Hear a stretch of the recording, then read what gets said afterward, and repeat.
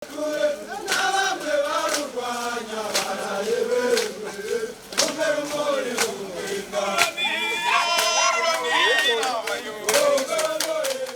munsi ugira kabiri urumuri ruriko rutembera mu ntara ya Bujumbura kuri uwu wa mbere igenekerezo rya 11 Kigarama umwaka wa 2023 rwakiriwe muri komine Kanyosha ruvuye mw'Isare aho mu Kanyosha baciye barujana kw'ishure shingiro rya Raro kumurikira ibikorwa vyo kubaka iryo shure. Mw'ijambo ry'ikaze rya musitanteri wa komine Kanyosha Tirifine Safari yamenyesheje ko komine itekanye ko bariko bahindura inyubakwa z'abanyeshure zishaje. Iyi komine Kanyosha ni komine imwe mu makomine 9 agize intara ya Bujumbura.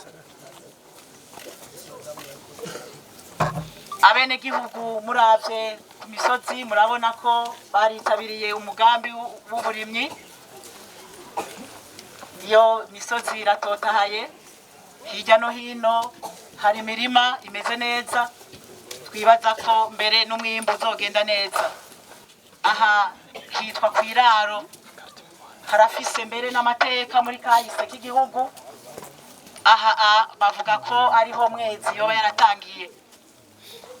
Nukuvuga ko bahita mbere kw'Iraro rya Mwezi. Aho hariho umuryango wo kwa Rushubi barafise icumu rya Mwezi n'ibindi bisigi n'ibindi yahasize. Hariho mbere ngo nibenga yahora azinduka yizigura. Rero kuri uyu musozi wo kw'Iraro aha mudusanze iki gikorwa mudusanze ko nico twirata, nico twifuza ko n'imiburiburi 2024 handi nkaha uwo mushinge woba waduze maze ikaba iyindi nyubakwa nziza nk'iyi. Niwo mugambi hanyuma utu tuntu natwo tukazohava nyene badusambura kuko ishure rigomwe rizoba ryaduze.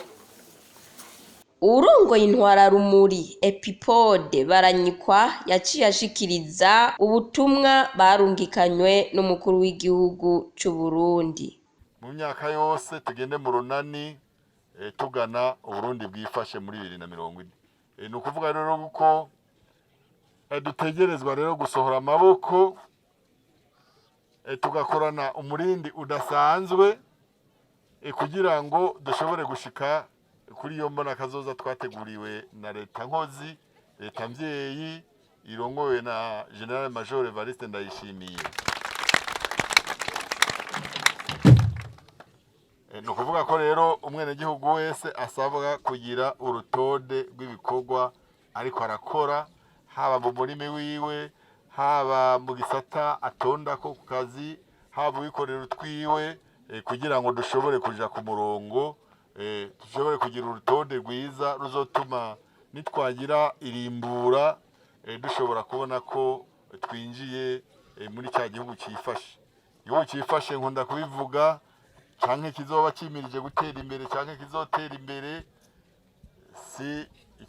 sico tuzogura hanze, ntibizoza gukorwa n'Ababirigi, nta Badagi bazogaruka, ni twebwe nyene umwe wese yirimbure ku vyo akora arabe yuko ari mu mbona kazoza nyene icubahiro.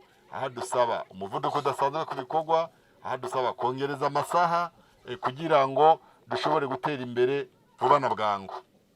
Yanasabye abanyakanyosha kwijukira ibikorwa rusangi bakayoboka indongozi bitoreye. Yanabasabye gutanga amakori kugira leta ironka amafaranga ikoresha imigambi minini badashoboye.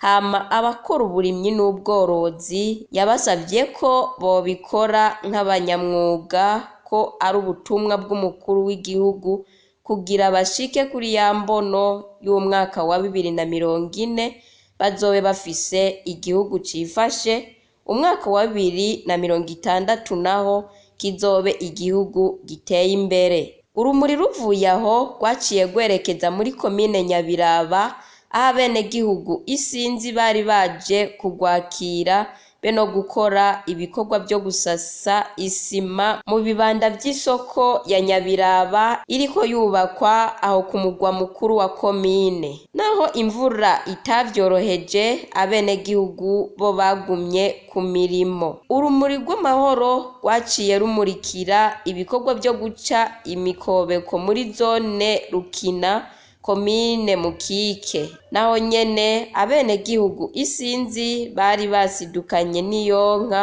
kugwakira.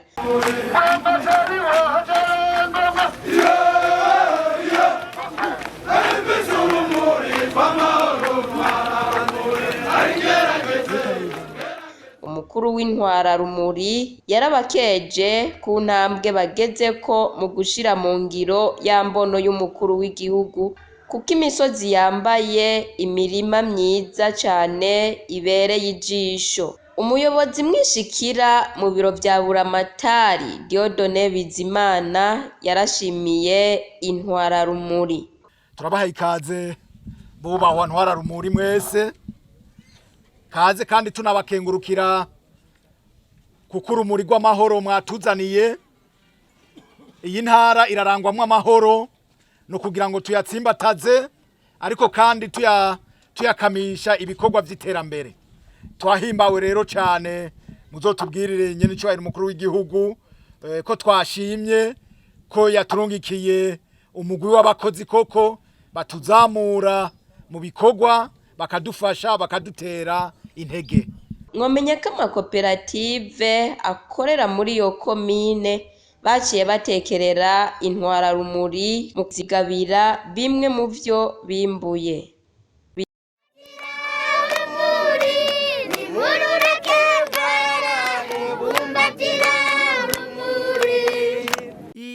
Radio Television RTBB ni vyiza ry'Uburundi bwiza.